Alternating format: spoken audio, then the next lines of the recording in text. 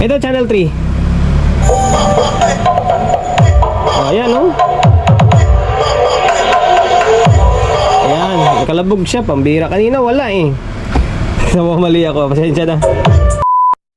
Son na Moon Max na integrated power amplifier for 4 channel. Hindi class dito ha.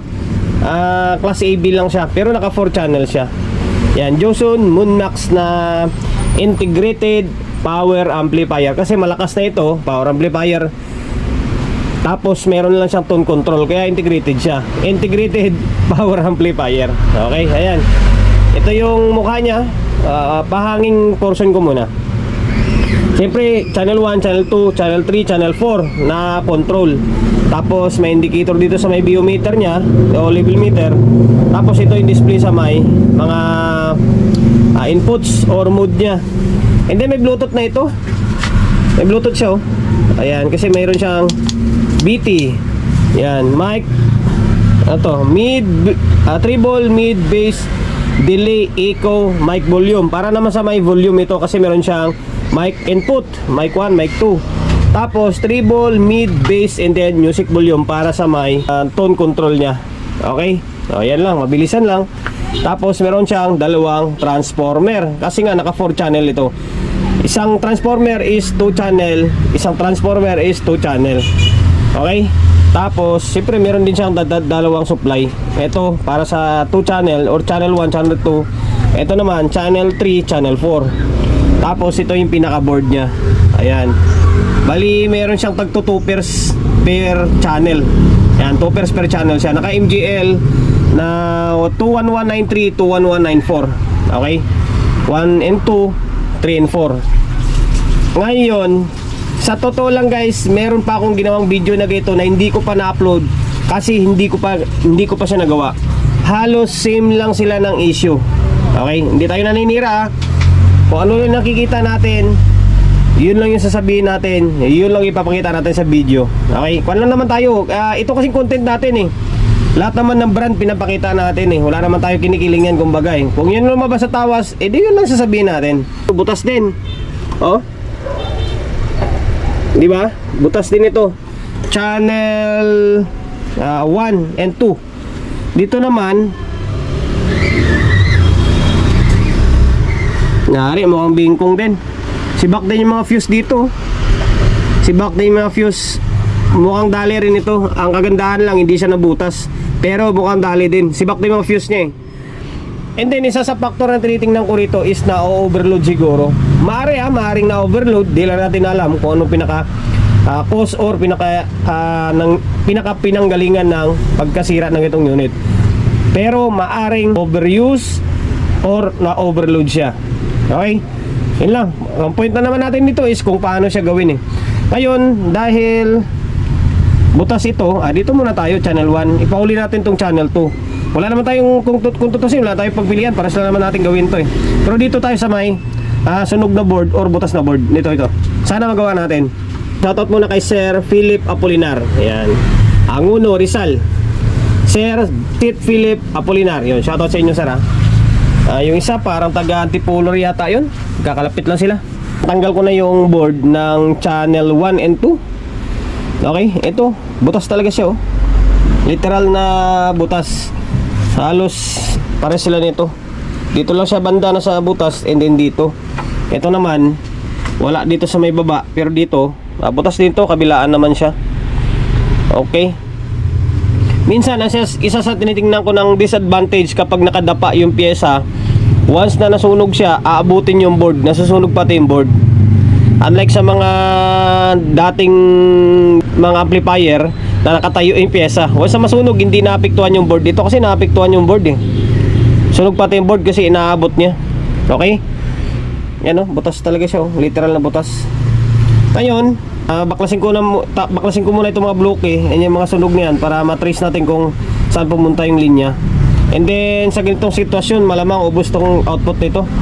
Kung buo man itong isang channel na to, malamang ito 1, 2, yung 2 pairs na to, malamang sira yan. And then ito, bumigay pa yung isang capacitor dito, 1 UF on nakalagay, 50 by 1 UF yata yan. Okay, wasak. Butas. Wasak, butas. Yan, nabutas na butas talaga siya. Yan, ginayod ko yung mga nangingitim kasi pag hindi mo kinayod dyan, dadalo yung kuryente dyan. Nagugulat ka, kumikislap-kislap. And then, parang na-check ko naman na halos lahat. Parang buo naman itong mga transistor malilit dito sa may drive niya. Ayan, buo. Pati dito, buo. Sana, yan lang. Pati nga itong 750 ohms, oh. 75. Ay, hindi, 7.5 pala. 5 band pala ito. 7.5K, buo pa ito. Nangitim lang siya dahil sa sunog ng linya. Pero buo pa. Pwede pa to. Ngayon ililinya ko muna ng maayos ito. Wawiring natin ng maayos. Tapos taniman natin. Tingnan natin kung ano mangyari. Medyo awkward man, ginagawa natin. Pero sabi ko sa inyo, wala kang choice dyan. Gagawin at gagawin mo ganitong klaseng diskarte. Okay, yung mga bloke pinalitan na natin. Yan, 4 na bloke. Dito, hindi muna ako gumalaw dito kasi parang buo naman dito eh. Ayan, yung 7.5 buo ito nangitim lang siya. Nangitim lang, baka sabihin nyo, ba't di na pinalitan? Wala kasi tayong stock. Although pwede pa naman siya. And then ito, 3.3 ito nandito. Ayan, ginamper natin ng wire yung mga nangingitim hanggang dito sa ilalim. Okay, tapos ano pa ba yung mga nasunog? Ito, kapasitor na 1UF. Ayun, try natin to kung gagana or hindi. Although na-check ko naman na to, parang wala namang ibang sira na. Sana nga, baka mamaya nalusutan tayo. Nihan ko muna to dito. Nihan ko yung supply dito para hindi na mapektuhan niya kung sakaling may problema. Focus lang tayo muna dito. Binalik ko na yung supply. Yan, supply, tapos nagpalit na pala ako ng fuse kasi busted na yung fuse niya. Ito, dalawa. Although mukhang buo pa yung isa. Tinalitan natin. Yan, nakabalik na yung supply. Okay, tingnan natin kung ano yung lalabas sa tawas dito. Okay. May musok ba? Wala. Ayun, nag-relay. Nag-relay siya. Natin kung may bias.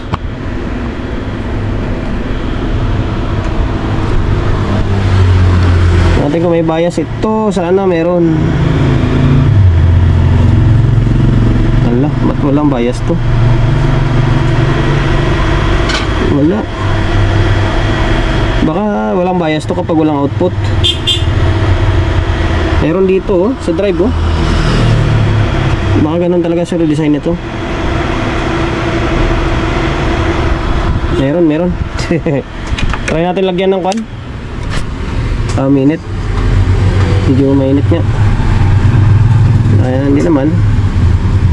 Baka kwanto, baka magkaroon siya ng bias kapag may output na. Lagyan ng output. Try natin ng lagyan ng output. Wala naman tayo nakitang sira na eh. Try natin. Hanap muna ako ng pamalit. MGL 21193, 21194. Naglagay ako ng 1 pair. 1 pair lang muna. Ito, isang pares. MGL yung transistor nito. Medyo may kamahalan. Okay. Tingnan natin kung magkakaroon siya ng bias. Na dapat meron, di ba? Dapat magkakaroon siya. Kapag wala, ay may problema pa rin. Okay, oh. Nag-trigger ang relay. Tingnan natin yung bias niya. Meron na. Gumalaw na eh. Kailangan gumalaw na. Oh, ayun oh. Mababa lang pala yung bias niya. Tama naman, nasa 0.26 lang oh. Ito yung stock yung hindi pa, walang repair Paras lang oh. Diba? Oh. Goods tong kabila eh. Ngayon, ito yung repair natin. Same lang oh. Okay na. Pwede na ilaban yan. Buti na lang. Mas malala talaga itong isa oh. Itong sa isa oh. Mukhang negatibo to na magawa ako. Kasi may dumadaloy na kuryente. Kailangan siguro baklasin ulit yan. Tapos panibagong wiring. Butas na butas talaga kasi siya. Dagdagan na natin ang output to isang pares. Tapos balik natin sa heatsink. Kasi proceed pa tayo rito. Sibak din to dito. Although wala siyang sunog na parts. Pero yung fuse sibak ko. Malamang output yan dali. Okay. Kompleto na natin yung 2 pairs nya. Tapos itong nangingitim dito, binarnish ko na ito, taas baba. Ayan, taas baba, binarnish ko na yan. Para hindi na dumalo yung kuryente. Although wire naman ang ginamit natin eh. So ayan, naka 2 pairs na ulit siya. Medyo may kamahalan yung IC nito or transistor nito. Ngayon balik natin and then testing natin, audio testing natin kung meron siyang audio. Naglagay na ako ng speaker, ito. And then audio input. Ang pang testing natin is dalawang mid-high na yan, oh. Dalawang mid-high na nasa taas ko. Yung sub ko kasi naka-speak on. Wala kasing speak on to. Yung speak on niya is naka-bridge lang, naka-stereo lang tayo. Kaya dalawang mid-high yung nakakabit. Okay lang. Importante mapatunog natin siya.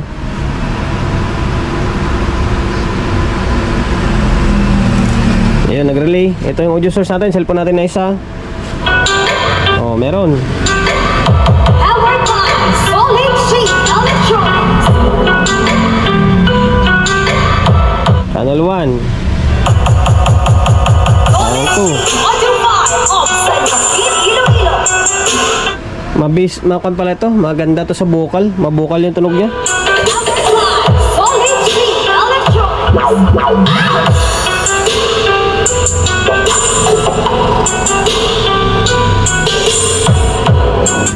Parang di gumagana yung tone control. Ba't ganun?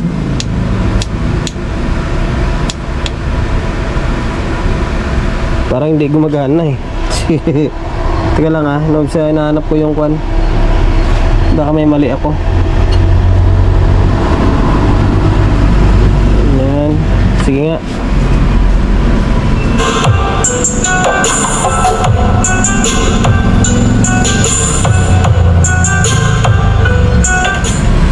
Gumagana naman.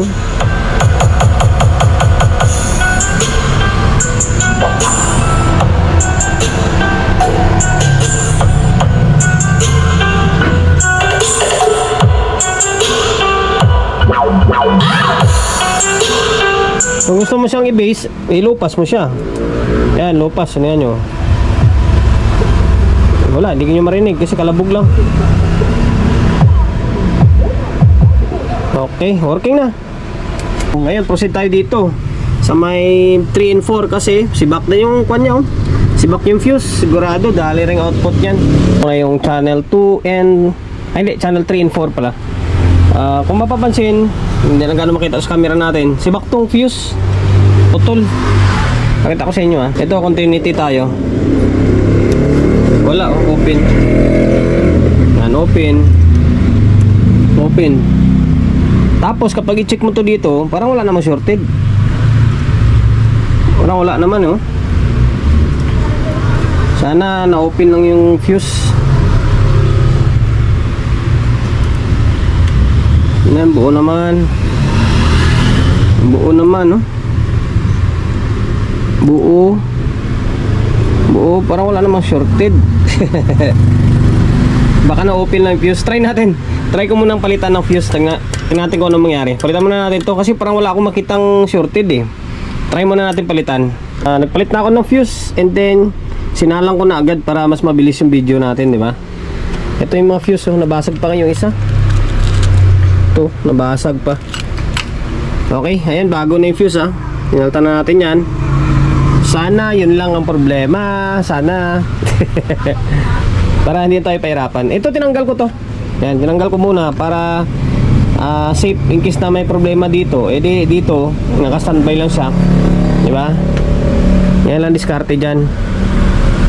Okay, dahil naka-kuat pa rin. Gamit kayo ng bulb kapag ganyang may mga putok-putok yung fuse. Mag-bulb kayo para in case na may problema yan o may shorted, ilaw lang yung bulb. Okay? Oh, hindi umilaw yung bulb. Natin ko may umusok. Wala mo umusok. Ayan, nag-relay. Oo nga, nag-relay, oh.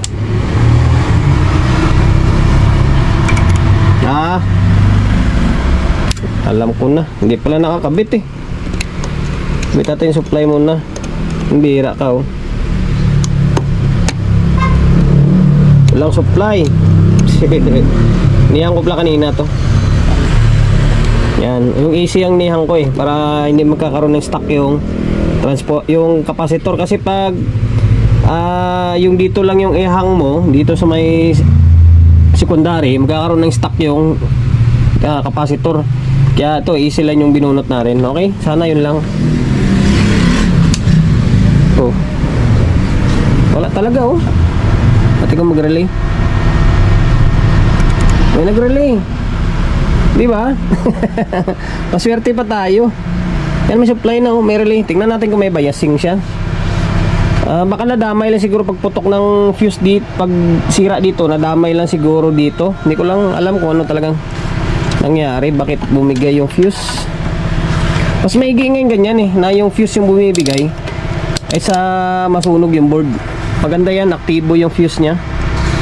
Yung iba sunog na yung board, yung fuse buo pa. Katulad dito sa nangyari sa isa, o bakit hindi nag-aktibo yung fuse ng isa. Oh, meron bias. Teka lang, ikutin natin.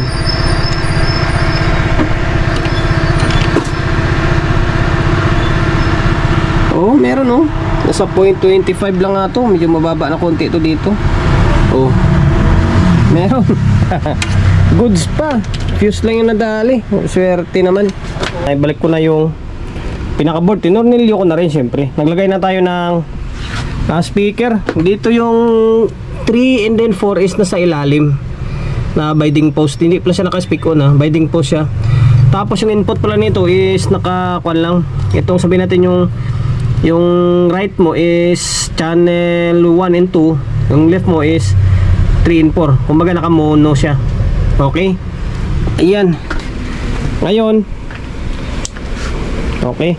And then, pasensya na pala kanina. Doon sa pag-testing ko. Sabi ko parang walang tunog yung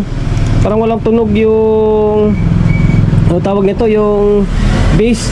Dito pala ako nag-volume. Dapat doon pala sa kabila. Dito pala. May bago ako. Mamaya ulitin na lang natin. Take 2. Dito pala dapat. Pambira niya no. Okay. Ito pala 3 and 4. Kaya sabi ko kanina parang walang tunog yung bass ah. Ito channel 3. Oh, ayan no. Ayan. Nakalabog siya. Pambira. Kanina wala eh. Namamali ako. Pasensya na. Ay meron no. Oh.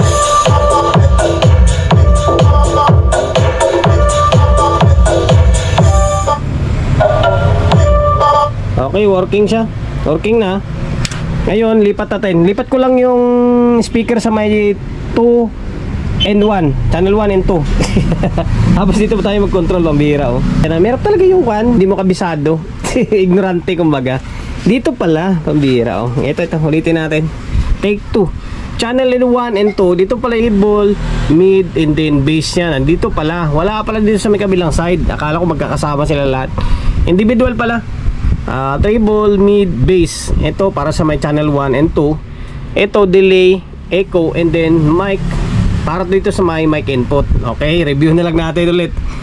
Channel 3 and 4, ito na ngayon ko lang nabasa yung sulat oh. 3 and 4, treble, mid, bass, tapos ito yung pinaka volume nya, music volume. Yung music volume siguro para naman pagkalahatan na siguro ito para sa 1 to 4 channel na ito. Okay, dito pala. Okay lang, ganun talaga. Importante tumutunog na siya.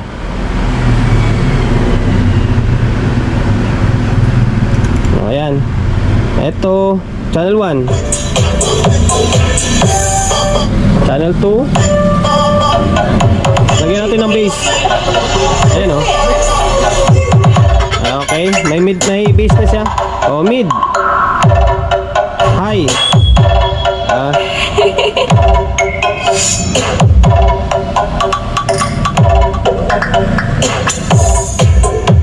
Okay na, working na siya. 2 channel, 3 and 4 working na. Kaya nakapagbigay idea tayo sa mga kapwa natin technician na medyo bago-baguhan lang, di ba? Baka sakaling ma-encounter nyo yung ganitong klaseng unit, yung Joson Moon Max na 4 channel integrated high power amplifier. Ayan, nasunog yung board. Yun lang, gayahin nyo lang yung technique ko. Yung mga linya na lumiyab, pwede pa yan, putulin lang. Tapos idudugtong, make sure na madugtong mo lahat, di ba? Tapos sa biasing nito, kapag walang output, wala siyang bias. Kapag may output, para siyang DB umak yung dating niya. Ay, parang DB yung dating niya. Na pag wala siyang output, wala siyang bias. Okay? Sana nakapagbigay ideya ulit tayo sir, si sir, ano to pangalan nito? Sir Sid Philip Apolinar. Bali okay na tong Joson Moon Max mo. Maraming salamat sa pagkakatiwala mo ng unit mo rito sa akin. Promotion bago tayo magtapos, siyempre shop natin Solid G Electronics Repair Shop, 61 Don Julio Gregorio Street sa Uyo Road sa Uyo, Quezon City. Social media pages natin, so hindi pa nakapag-follow, paki-follow, and then siyempre paki-share ng video natin sa my Facebook, YouTube channel. So hindi pa nakapag-subscribe, paki-subscribe, like, share, and then siyempre paki-hit ng bell button sa gilid para updated ka sa mga susunod na video na i-upload ko. Ingat, God bless, and then peace atin lahat.